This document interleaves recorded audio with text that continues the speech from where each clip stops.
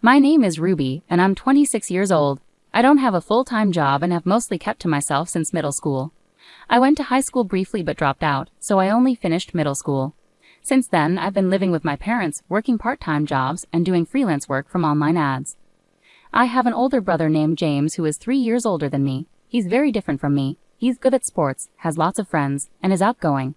James never wanted his friends to know about me. He never brought them home, and if we bumped into each other and his friends in public, he would ignore me. I accepted this and saw it as someone else's problem. Once James went to college and moved out, I stopped worrying about it.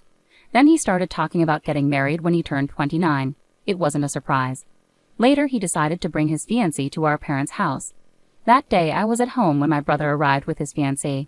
"Mom, Dad, I'm back," I announced. My brother seemed surprised to see me sitting with our parents. "Sorry to interrupt," his fiancée said politely as she entered, unaware of my brother's reaction. When she greeted me with a puzzled look, I could tell she was silently asking my brother, "Who is this?" He probably hadn't mentioned me to her. "My name is James's mother," my mom introduced herself, and my dad. The fiancé nodded politely but still looked confused. My dad didn't say anything about me. My parents have always been tough on me, especially compared to my accomplished brother. When we were young, they used to say things like, "Your brother can do it, why can't you?" But things changed as we got older. Eventually, they even started calling me a burden. It seemed like they planned to ignore me during this meeting too. "I'll go get some more drinks," my mom said as she got up. She whispered in my ear, "Why are you here? Go back to your room." I had come to this gathering hoping to connect with my family in my own way, but it seemed to be going wrong. Despite that, I couldn't just leave, so I stayed where I was. My brother's fiancée introduced herself as Emma. She was my age, 26, and very beautiful and elegant. She gave off a vibe that made me feel like I shouldn't talk to her casually. My brother seemed irritated. He probably didn't want me there. He introduced Emma to our parents, but he completely ignored me. I felt invisible. After discussing their upcoming wedding, the conversation turned to lighter topics. However, my brother continued to act as if I didn't exist. Then James asked, "So, Ruby, what do you do these days?" Before I could reply, my brother cut in. "Never mind, Emma, you don't need to talk to her," he said firmly. Emma looked visibly surprised. "Oh, okay," my mom quickly added. "Don't worry about it." "Yeah, don't worry. She's just a distant relative," my dad remarked, and that was the final straw for me. A stranger, huh? I thought. It seemed like reconciliation was never an option from the beginning.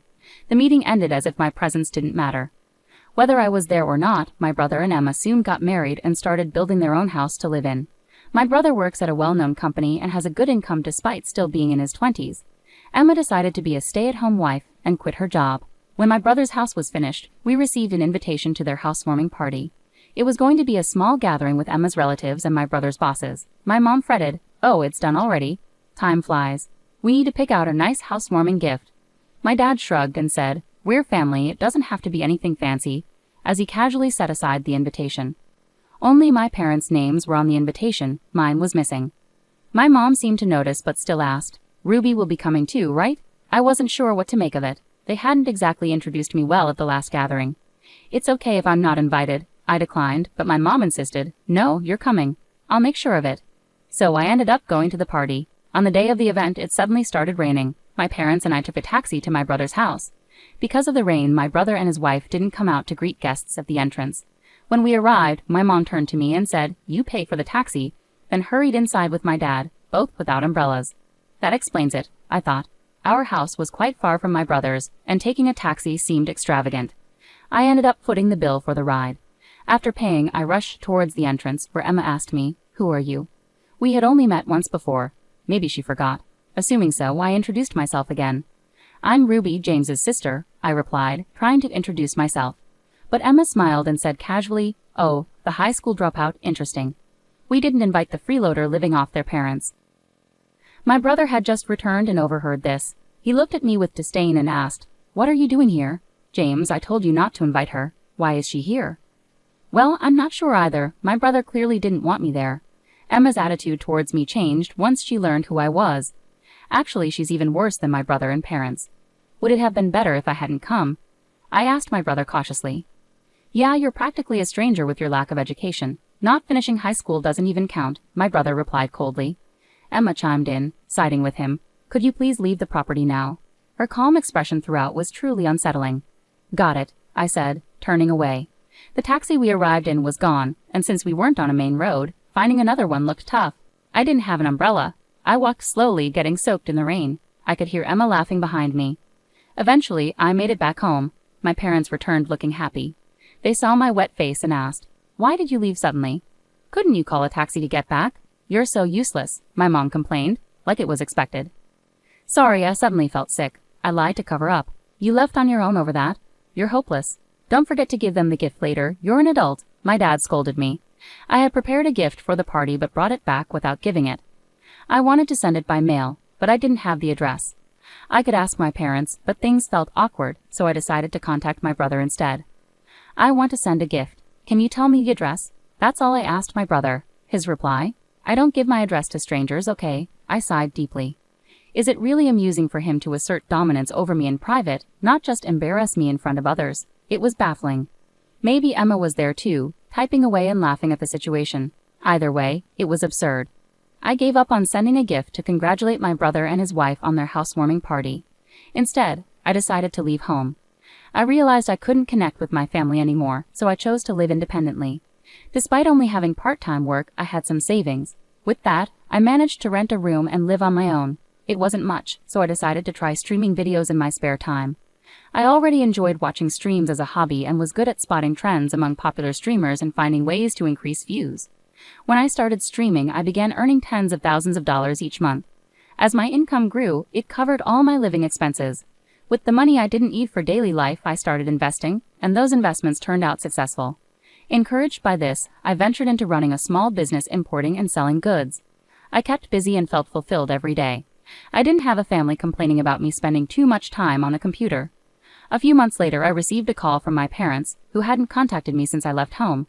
"We need you to help James financially," they said. "Why?" I asked, genuinely curious. I wondered what had happened to my brother, who had just built a new house. Slowly, my parents began to explain the situation. "Apparently, after moving into his new house, your brother started hosting frequent parties and interacting with various people, bosses, executives, clients, and Emma's friends. During one of these gatherings, someone proposed an investment opportunity and your brother trusted them. He ended up losing a large amount of money, drawn in by the promise of quick, high returns." I was stunned. My brother had a stable job, so it seemed like such a big mistake could have been avoided if he had just focused on his work. "Who recommended this investment? Could it be a scam?" I asked. "No, it's not. It was suggested by one of Emma's friends," my parents replied, placing full trust in Emma. "How much money do you need?"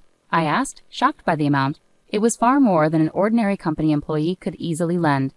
Is that really how much my brother needs to borrow? I hesitantly questioned my parents, fearing the answer I knew was coming. We were also approached with the same investment opportunity. My parents hesitated before admitting. "I can't come up with that much money easily, I'm sorry." I tried to end the call, but they insisted, saying, "We're your family, help us in times like these." "Family? It's too late for that. I'm busy, and I'm practically a stranger to you now, right?" With that, I hung up. Later, somehow they found out and showed up with my brother's family at the office of my company. I was in a meeting at the time. My secretary informed me, "There are guests here for you, Mr. President." "I don't have any other appointments scheduled." "Who are they?" I felt uneasy. I apologized to my business partner and briefly excused myself. When I reached the reception area, I saw my pregnant sister-in-law Emma, my brother, and my parents. "You're running a company, huh? It's much smaller than where I work," my brother smirked, glancing around my office. "Who were you?" I asked bluntly, pretending not to recognize them. "What's with the attitude?" My brother shouted, losing his temper. My mother stepped in and explained, "We discussed this before, but we really need your help. You're successful with your company, so you can support us, right?" She asked for money shamelessly, as if it were the most natural thing in the world. "Yeah, it's a critical time for our family. Emma is pregnant, and the baby's health isn't good, so we need to see a good doctor. Please, Ruby," my father and Emma added, making it sound like it was my responsibility to solve everyone's financial problems. Employees passing by the reception area glanced over with concern. Wanting to end the situation quickly, I said firmly, "Please leave. You're causing a disturbance." My brother erupted in anger again. "What? We're a disturbance? We came all this way and that's how you talk to your family," he yelled. The employees stopped to listen, facing them. My brother started causing a scene. "Do you all know she dropped out of middle school? She was a recluse, no good. He seemed determined to humiliate me into giving him money." However, the employees responded in a way my brother didn't anticipate. "We know. Everyone is aware of the president's background, including me. The president hires many people from similar situations. Is there an issue? One of my employees responded calmly. My brother, who usually socializes only with highly educated and wealthy individuals, seemed taken aback and stumbled over his words. Well, my father began. What a sorry excuse for a company, just a gathering of misfits. My brother joined in. Exactly. Companies that do business with a place like this can't be any good either, he shouted loudly. At that moment, the president of the company I was meeting with stepped out of the reception room, having heard the commotion. My brother's expression turned blank, then pale as he faced the man. The president approached him directly. What's the matter, James? Emma asked my brother. Idiot, don't say my name, my brother whispered urgently to Emma, but it was too late. James? Oh, it's you, the company president said as he walked up to my brother. You are the guy who manages the division at Mr. Long's company, right? We greatly appreciate your company's services. It turned out that his company was also a client of my brother's business. My brother was visibly sweating, his face flushed with embarrassment. Well, I suppose we're not that memorable since we're not a big company, my brother faltered when the president turned his own words against him. He visibly froze. Sensing the tension, my father, mother, and Emma fell silent. Ignoring them, I apologized to the president again, determined to defuse the situation. I'm sorry for taking up your valuable time. I'll ask them to leave. Oh, are you sure? I have time today, so I don't mind waiting. Your family is important, the president offered. No, they're not my family, I asserted, glancing at my parents' and brother's family. They're complete strangers. Following that, my parents' and brother's family were escorted out of the company. Perhaps stunned by the president's unexpected intervention, they left quietly. Curious about how my business became exposed, I decided to investigate. It turned out Emma was the catalyst. She had a friend who was well connected in investment circles and always kept informed. This friend came across information about a young woman in her 20s who was gaining recognition as a skilled trader and company owner. Emma was shocked to see a photo of this woman in the media and realized it was her husband's sister, whom she had heard was a middle school dropout. Emma shared this discovery with my brother and parents, suggesting they approach me for financial help. When their attempts to reach me during the day went unanswered, and I didn't return their calls about money, they showed up at my company. Since I had been treating them as strangers, I decided to distance myself from them. However, my curiosity led me to look into Emma's friend who had been involved in my family's financial troubles. To my surprise, that friend turned out to be Emma's ex-boyfriend, and it appeared they were still connected in some way. The situation with Emma turned out to be even more shocking. The child she was carrying wasn't my brother's but actually belonged to the investor she had been involved with. No way! My brother was devastated, understandably so, as everything had been based on lies. It became apparent that she had been manipulating several men for money under the guidance of her ex-boyfriend. Naturally, my brother and Emma divorced, and both of them are now in police custody. Unfortunately, the money lost in the investment won't be recovered anytime soon. Following the incident at my company, my brother's career took a downturn. Despite being in his 20s, he was moved to a less prominent department and eventually resigned, likely frustrated by the financial troubles and personal turmoil. As for my father, he faced repercussions after the president witnessed him losing his temper with a subcontractor at work. An investigation into his behavior led to his termination. It came to light that he had a history of belittling those without higher education, similar to how he used to treat me. So both my brother and father ended up losing their jobs. Despite their decreased income, the former family still tries to contact me, suggesting we live together again. With everything that happened, we're still family, right? They try different tactics to cling to me, but my response remains consistent. I don't know you. You're complete strangers to me. I have no intention of giving any other response in the future. I've made sure they can't enter my company's building anymore, so they can't force their way in.